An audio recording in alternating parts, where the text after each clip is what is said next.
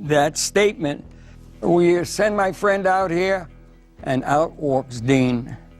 And I just looked up to heaven and said, "Dear God, give me something to say." For a generation, comedy was defined by the legendary duo of Dean Martin and Jerry Lewis. On stage, they appeared to be inseparable, laughing together and producing some of the most iconic performances in Hollywood history. Off stage, however, things weren't quite as picture-perfect. Jerry Lewis finally opened up about his complicated relationship with Dean Martin years after their well-known breakup. What caused their friendship to end, and what prevented them from getting back together for so long? It's a tragic tale of friendship, celebrity, and the cost of success for lovers of vintage comedy. On March 16, 1926, Jerry Lewis was born in Newark, New Jersey, into a Jewish family. Both his parents, Rachel Ray Levitch and Daniel Danny Levitch, were involved in the entertainment industry. Ray played piano for a radio station, and Danny was a vaudeville master of ceremonies. Jerry's cultural background was rich because their ancestors were immigrants from Warsaw and the Russian Empire. Jerry's name was a source of confusion from the start. Although census records stated that he was born Jerome, he wrote in his autobiography that he was born Joseph, after his grandfather. There was even disagreement over where he was born. Some say it was Newark Beth Israel Hospital, while others say it was Clinton Private Hospital. With the dreams he later pursued, it appeared that the details of his early life were scattered everywhere. He got into trouble as a teenager because he was known for playing practical jokes, such as breaking into kitchens to steal pies and fried chicken. He wasn't cut out for school. He left Irvington High after being expelled from Wequahic High School. He remembered that he didn't want to be confused with other people in show business, so he couldn't continue using names like Joseph or Joey. He started his own record act at the age of 15, performing mime acts while music played off stage. He struggled to find other work after his first performance at a burlesque house didn't go well. Jerry worked as a soda jerk and an usher at the Paramount Theater in New York City, among other odd jobs, to make ends meet. A seasoned comic named Max Coleman encouraged him to keep trying in spite of all the obstacles. This resulted in a pivotal moment when Borscht Belt comedian Irving Kay noticed Jerry's act and recognized something unique about him. He got jobs at summer resorts with Kay's help after she became his manager. Jerry had many obstacles to overcome, but fortune had other ideas. His heart murmur prevented him from enlisting in the military, but that setback allowed him to concentrate more on comedy. Fate drew him and Dean Martin together in 1945. At the Glass Hat Club in New York City, Jerry met singer Dean, then 27 years old, when he was just 19. They became a team, with Martin acting as the cool guy in Jerry's crazy antics. They immediately became well known for their unique blend of humor and improvisation, first with their nightclub act, and later with their radio program, The Martin and Lewis Show. They got their big break on CBS's Toast of the Town in 1948, and by 1950, they were hosting NBC's Colgate Comedy Hour. Jerry took on the task of writing their routines, enlisting the assistance of gifted individuals such as Ed Simmons and Norman Lear. They were also successful in the film industry, appearing in films such as Hollywood or Bust, At War with the Army, and My Friend Irma. Every project seemed to elevate them to a level where they were impossible to ignore, but eventually, the laughter became tense. They both knew they were starting new chapters apart, so their final live performance together at the Copacabana in July 1956 felt bittersweet. Both went on to have prosperous careers on their own. Nevertheless, like an imperceptible wall separating them, the division was never brought up. Occasionally, they would surprise one another in interviews or get together in public, but their friendship had evolved. Jerry understood the bittersweet nature of their partnership as he reflected on their journey. Feeling the weight of everything they had in common, he thought that sometimes the best things in life can be the most difficult to let go of. Together, they created a mixture of joy and sorrow, and although their paths diverged, the memories they created would always be there. In 1956, Jerry Lewis and his wife Patty left Dean Martin behind in search of some peace in Las Vegas. As Lewis grappled with his thoughts, the atmosphere was laden with uncertainty. He recalled later that I felt like a ship on the ocean, unable to move forward with any real confidence. He was alone with his concerns because the noise level in the surrounding silence was so high. In the midst of this confusion, Judy Garland's manager and husband, Sid Luft, called. Judy was unable to perform that evening due to her illness. He urged Lewis to intervene immediately. The pressure of the moment was immense. 25 years had passed since Lewis's last solo performance. Recollections of him as a young man with big dreams who was now at a crossroads came flooding back. He entered the stage with a mixture of excitement and trepidation, while Judy observed from the background. He tried to conceal the trembling in his heart by letting jokes flow out of him like water and filling the room with laughter. Then, using a Dixie tune, he sang "Come Rain or Shine" and "Rockabye Your Baby." The audience cheered and clapped as if they could sense his struggle. Something ignited inside of him at that precise moment. He would later remark, "I walked off the stage, knowing I could make it on my own," displaying the glimmer of hope he was clinging to.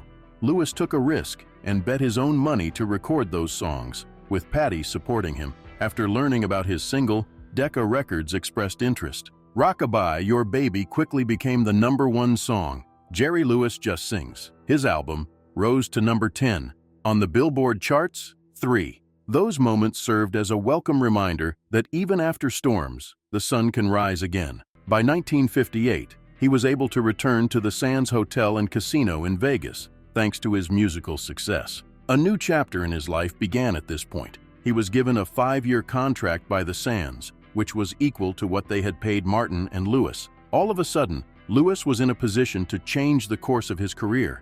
He exclaimed, "I've never been happier," as a wave of relief enveloped him like a warm embrace. He experienced a moment of calm for the first time.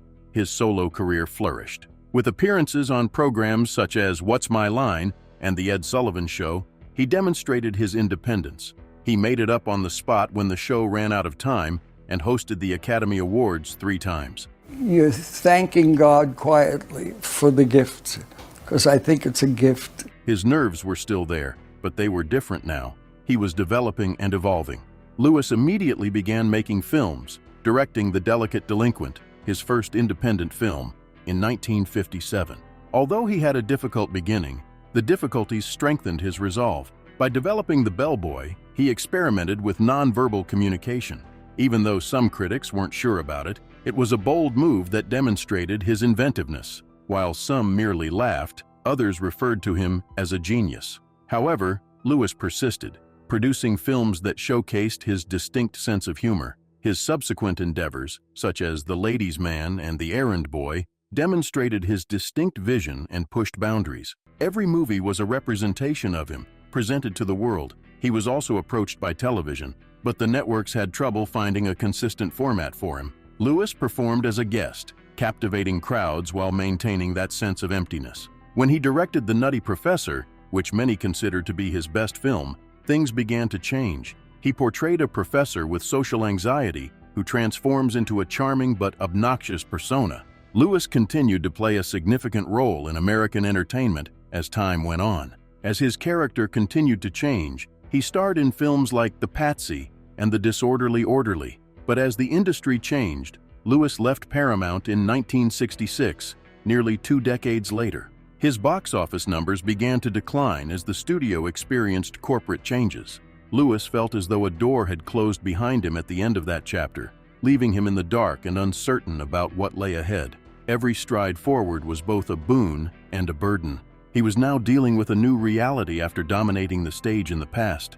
A silence that reverberated more loudly than any applause could ever do had replaced the laughter that had once filled the theaters. Lewis was at a crossroads after splitting from Martin and trying to figure out how to change the direction of his career. In an attempt to attract a new audience, he signed with Columbia Pictures and attempted to take on more serious roles. He appeared in films such as 1966's 3 on a Couch, and perhaps a fresh start was in order.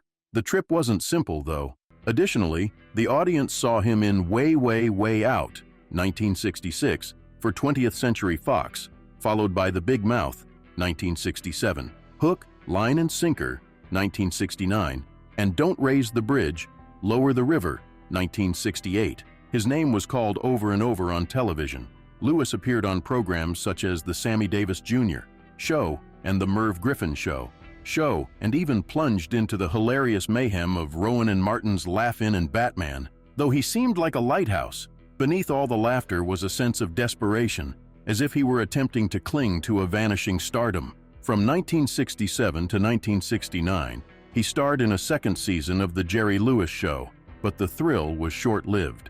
He was busy, but the laughter was becoming less frequent. Behind the scenes, he directed an episode of The Bold Ones, co-wrote the scripts for several animated series, and collaborated with Peter Lawford and Sammy Davis Jr. on the 1970 comedy One More Time. Lewis was still chasing shadows as time went on. He jumped right into independent filmmaking after leaving Columbia, playing a wealthy playboy ready to fight in the 1970 World War II comedy Which Way? Way to the Front. Although his perseverance was admirable, the film did not do well at the box office and received little praise from critics or other people. I must have the password. Oh, well, if you must have it, that's wonderful. I'm glad you have that. All right. Wait! You know the password? Yeah, but I must have the password. He probably believed that you couldn't win them all. However, that must have been painful. Perhaps the hardest part was the day the clown cried in 1972. He seemed to be hinting that there are some things that are better left unsaid. The purpose of the movie was to examine a tragic period in depth. Nevertheless, it remained buried, a terrible nightmare of unfulfilled dreams. Lewis took a few years off from filmmaking. He continued to engage with the public during this period of quiet by making appearances on programs like The Dick Cavett Show and Good Morning America. Additionally, his annual telethons became a custom, bringing happiness and a touch of nostalgia, particularly during the memorable 1976 broadcast in which Frank Sinatra shocked him by inviting Dean Martin to perform. The audience erupted, and Lewis, obviously caught off guard, gave Martin a hug while laughing as though no time had passed. I just looked up to heaven and said, "Dear God, give me something to say." People didn't always appreciate Lewis's inventiveness, which resulted in alleged arguments and backstage drama. Cohen closed the show before it even made it to Broadway after NBC executives were dissatisfied with a performance on January 18, 1977. "It's simply not ready," he said, abruptly shattering dreams and hopes. Lewis continued to try to establish himself in show business as the late 1970s and beyond arrived. After an 11-year hiatus, he returned with Hardly Working in 1981, having previously appeared in Jeff, Pink Lady, and Circus of the Stars. Lewis continued to interact with the public in his later years by participating in specials and interviews. Nevertheless, the weight of his prior achievements felt heavy. The laughter that used to come so easily seemed a little more forced through all the ups and downs. He joked at Martin's 72nd birthday celebration, "I'll never know why we broke up." The truth, however, was in the nostalgic tinges of bittersweetness. In the end, Lewis's journey was about preserving his spirit in a field that frequently forgets its stars, while striking a balance between the happiness of laughter and the hurt of lost opportunities. In comedy, Jerry Lewis found his niche. He created a laugh-out-loud funny style that also had a way of pulling at your heartstrings by combining a little chaos with genuine emotional struggle that resonated with people. This style permanently changed American entertainment. Lewis alone, according to one critic, developed a humor that was half agony and half chaos. His influence is still evident in the work of numerous comedians who followed in his footsteps. They owe something to the self-deprecating style he introduced into the scene, even if they never fell victim to a pratfall themselves. There were layers of emotion and explosive physicality in his comedy. Because of his untamed energy, he was misinterpreted by some and loved by others. His distinctive voice, humorous facial expressions, and audacious stunts made him stand out. Those early performances were revolutionary, particularly on TV and in nightclubs. Future stars like Steve Martin and Richard Pryor were made possible by his antics, which were a welcome change in an otherwise conservative era. "I learnt from Jerry," even Jim Carrey said, expressing his admiration for him. "He was, which is why I am." Lewis's humor was extremely deliberate. Despite his portrayal of a silly everyman, he displayed a level of skill that many missed because his physical bits were full of wordplay and sight gags. A casual observer might have thought his performances were disorganized. Nevertheless, his actions had a fluid cadence. Every small action appeared well planned, bringing the audience to a dramatic conclusion that frequently ended in mayhem, but also included some humor. Finally, Jerry Lewis discusses Dean Martin in an interview. He claimed that he could sense the end of this breakup deep within him, and it was always present in the background. He admitted, "I knew I had to be the one to end it," and the room echoed with the weight of his words. He acknowledged his role in the split and accepted that it was time for them to part ways. He reflected on what they had and pondered what might have happened if circumstances had been different. With a trace of melancholy in his voice, he reflected, "We might have called it quits years ago if I were Dean Martin and Dean was Jerry." Dean had always been understanding and patient. He endured it for 10 years, even after writing a full-page review that praised Jerry Lewis while hardly mentioning him. Remembering those days, he muttered, "That kind of treatment ain't easy." Dean was also there, a talent that was frequently disregarded, but Jerry was the silly businessman who loved being in the spotlight and always in the forefront. At a crossroads, Jerry was ultimately sad to be leaving Dean, but he also harbored a glimmer of hope. It's a fresh start, not the end. He was prepared to face whatever lay ahead, clinging to happy memories. As he questioned himself, each chapter guided him to important lessons, showing that difficult decisions can lead to new opportunities. After this moment, what adventures lay ahead for him? Please leave your comments below, and remember to subscribe to the channel.